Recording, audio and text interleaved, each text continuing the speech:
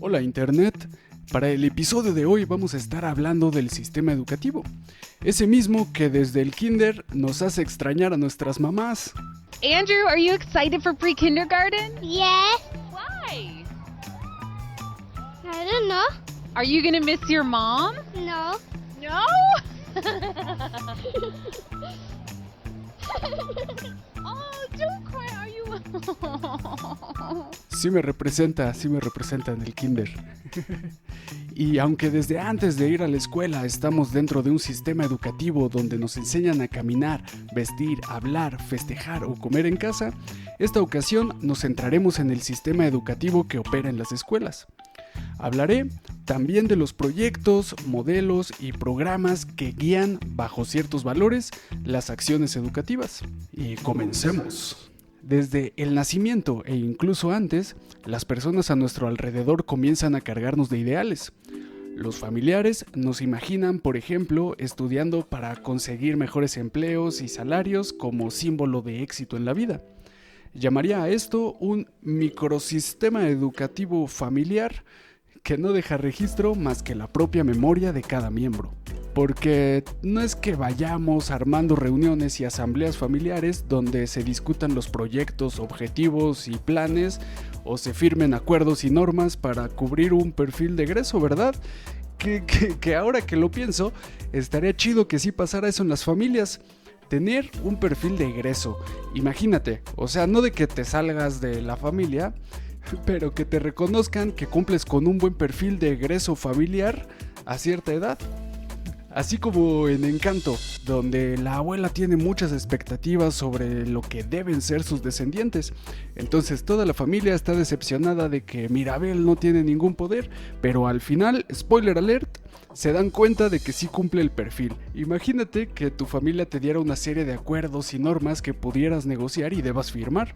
Aunque sí aprendemos a guiar nuestras acciones con los valores familiares. Pero esos los transmitimos más bien por otros medios que no son escritos. A diferencia del sistema familiar, las instituciones escolares sí dejan registro de sus propósitos.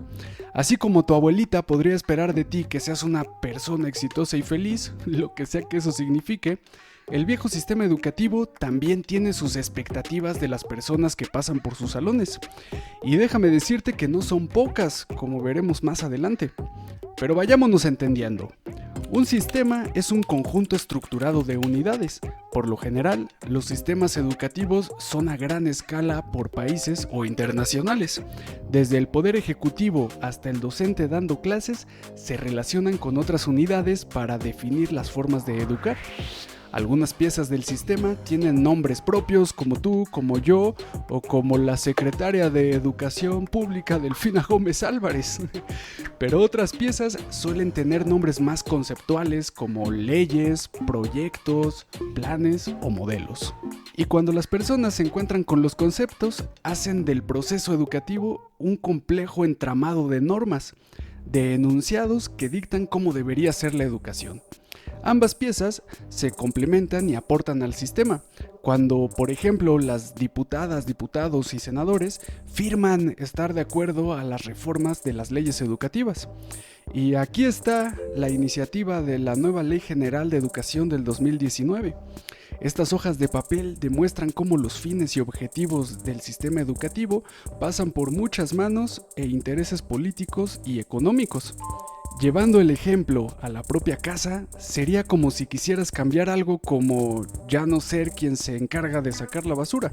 Imagínate que para esto debas acudir a la comisión que recoge peticiones para llevar a la asamblea familiar. Debes entregarle tu propuesta por escrito, bien sustentada y firmada para que te den un folio de registro en ciertos horarios. Luego, esa comisión de peticiones analizará y votará si lo que pides es legítimo. Una vez que te dan el visto bueno, debes ampliar la información de tu petición para presentar en la asamblea. Esta vez, quizá con una propuesta de alguien que te supla. Luego, debes convencer a la mayoría de que el hecho de que saques la basura ya no es viable para ti. Y después hay un periodo de espera para que los miembros reflexionen ahora quién sacará la basura si no eres tú o si es mejor si lo sigues haciendo. Llega el momento de votar, gana la mayoría para que ya no saques tú la basura, pero bajo el entendido de que esta medida entrará en vigor hasta un año después de la fecha en que firman el acuerdo. Suena bien ridículo, ¿no? Pues este tipo de cosas pasan en la complejidad de la burocracia del sistema educativo. En serio, no puedo creer que a la fecha los decretos presidenciales digan cosas como a sus habitantes sabed, como si nos hablara Carlos V, no, que México ya no era colonia de nadie. El proceso para que una ley dirija la educación, por resumir un ejemplo, comienza en una comisión en donde algunas personas se reúnen para plantear los propósitos que tiene el sistema educativo. Esta comisión luego lleva su iniciativa a otras personas que trabajan en las asambleas legislativas y finalmente, cuando la mayoría de diputadas, diputados y senadores firman de que están de acuerdo, el Ejecutivo decreta la ley que se publica en el Diario Oficial de la Federación. Y si todo esto te ha parecido un recuento aburrido, estoy contigo, porque dentro del sistema existen secretarías, comisiones o direcciones para todo.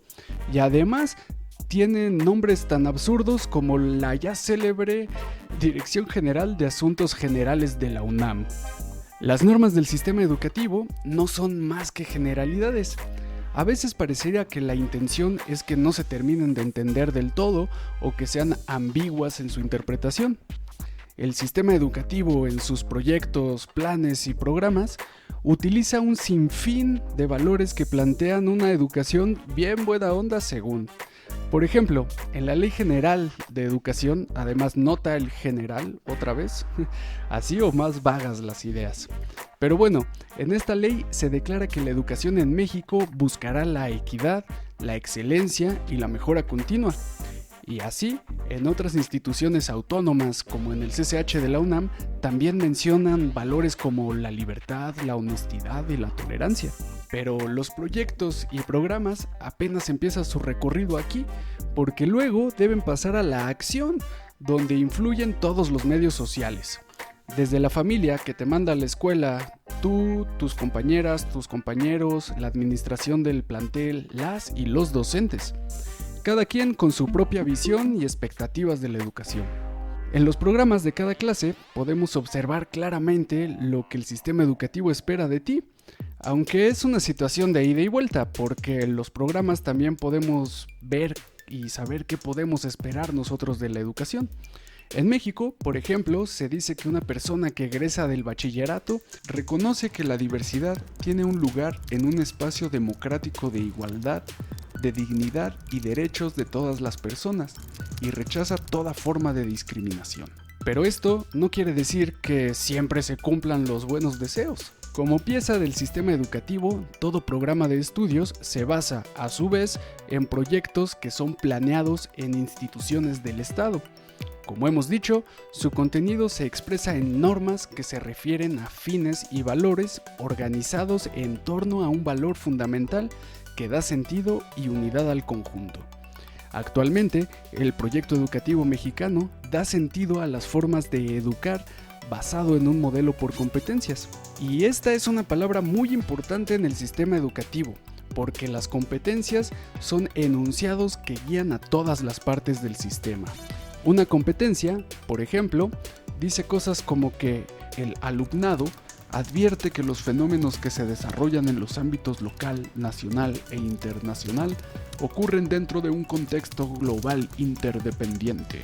Y esta competencia me pareció interesante porque me lleva a pensar en que el sistema educativo mexicano es interdependiente de un sistema aún más allá de nuestra SEP, que conecta con organismos que responden a intereses económicos que tienen una orientación globalizadora, como la Organización para la Cooperación y Desarrollo Económico, el Fondo Monetario Internacional, el Banco Mundial, la Organización de las Naciones Unidas para la Educación, la Ciencia y la Cultura y la Organización Mundial del Comercio. Es decir, que cuando te inscribes a la escuela, te inscribes a una educación cuyo origen viene de la industria, que busca vincular el sector productivo con la escuela. Porque la competitividad de una economía, dice Irma Valdés, depende de la tecnología, los sistemas de trabajo y la formación de recursos humanos para dar respuesta a la demanda de los mercados económicos. Así que al igual que la abuelita deseándote un buen trabajo y un buen sueldo, al sistema educativo también le interesa que te capacites y te adaptes al mercado laboral. Y un sistema basado en competencias, que por cierto es una idea que también proviene del marketing, lo que hace es recargar la responsabilidad de las acciones concretas para cumplir sus objetivos en los hombros de sus usuarios, como les llaman a estudiantes y docentes, porque leyes y programas tan generales no proponen ningún contexto. Así, la agenda educativa en las escuelas se llena de modelos y teorías orientadas hacia la eficiencia de la producción. Ya no basta con ser constructivista en estos días, también hay que jugarle a la gamificación, al design thinking, al emprendimiento y a otras corrientes de este tipo.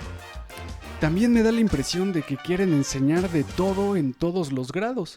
Desde preescolar hasta bachillerato suelen manejar las mismas competencias. Esto hace que la educación parezca repetitiva, como que nos enseñan lo mismo todo el tiempo.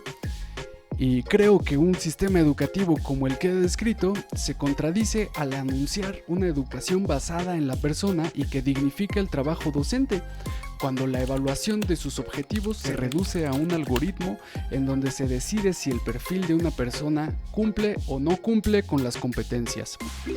¿Dónde quedaría entonces el reconocimiento a las diferencias o la responsabilidad ciudadana sustentada en valores como la justicia, la solidaridad y la reciprocidad que tanto proclaman?